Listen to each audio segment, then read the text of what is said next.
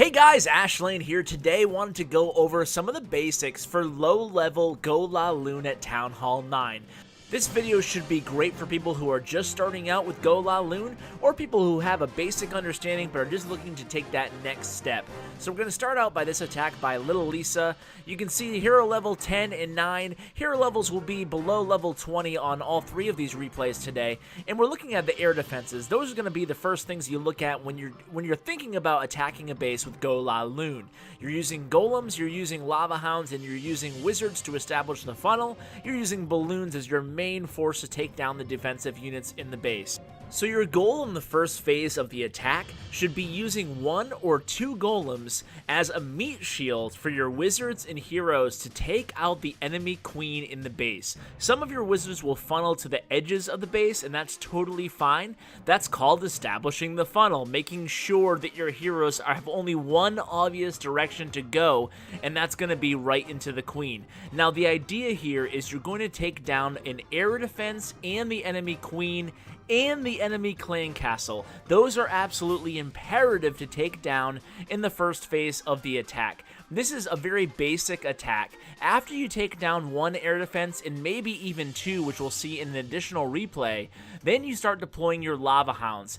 The idea on the lava hound deployment and the balloon deployment is to come into the base in an area where there's not a super heavy defensive concentration. For example, it would be a mistake to start this raid at 6 o'clock in the south, because then the lava hounds would be heading into 3 air defenses, and this isn't a farming raid where you have a bunch of minions and rage spells and you're just trying to get the loot. This is a war raid where you're trying to get 3 stars. Now, the deployment of the balloons, a lot of people ask, how do I know how many balloons to deploy for each defense, and how can I tell which direction they're going to head?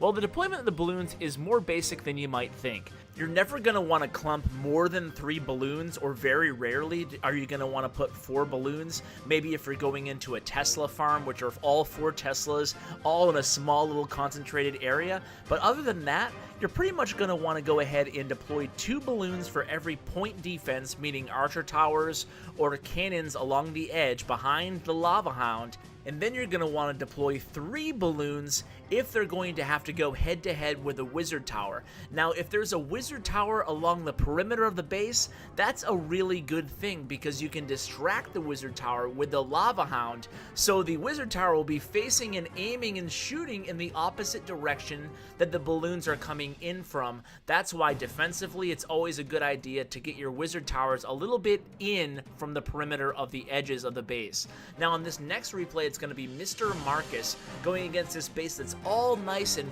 really wide spread out. So I thought this would be a good base to show you in contrast to the first base, which is more compact in design. He's going to be hitting with GoLaLoon again, this time using 2 golems and only 3 lava hounds. That's the more standard composition. So if you're looking for a troop composition, go ahead and try to use this one. It's actually really effective.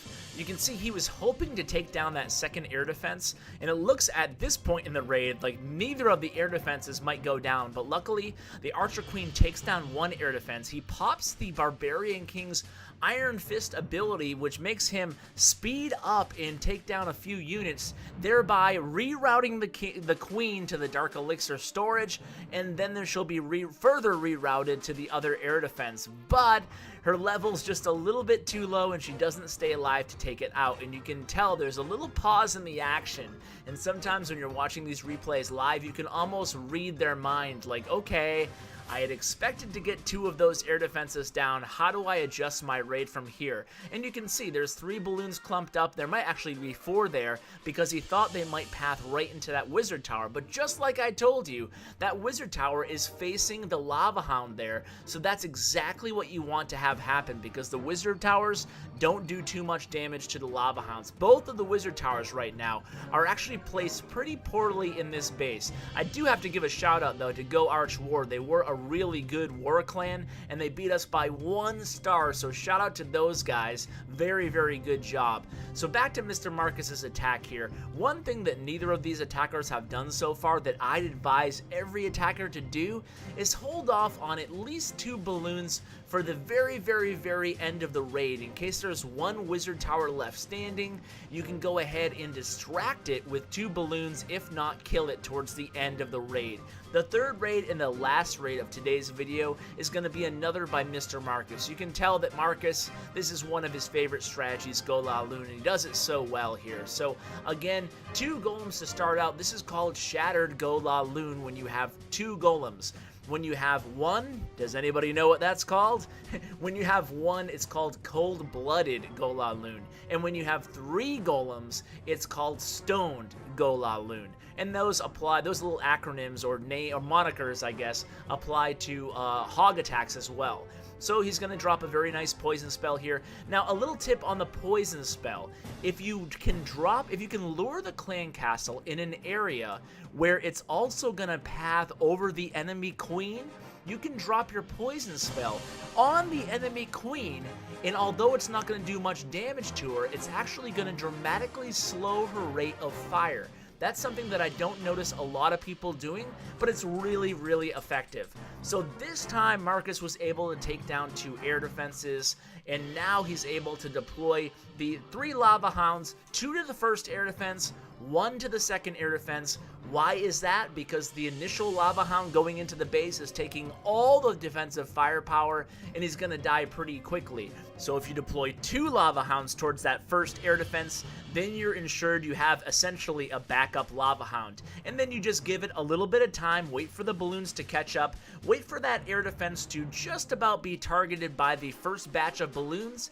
That's when you deploy your 3rd Lava Hound towards the next air defense. You can tell, once you get the hang of it, it's actually pretty easy. And you can definitely pull this strategy off without max heroes. Certainly, none of these attackers today had anything close to max heroes.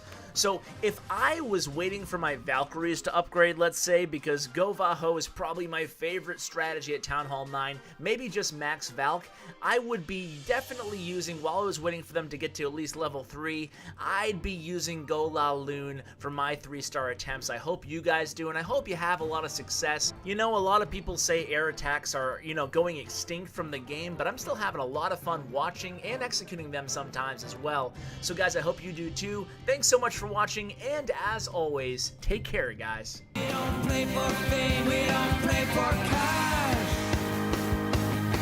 We just play for the glory and the crash of the ash.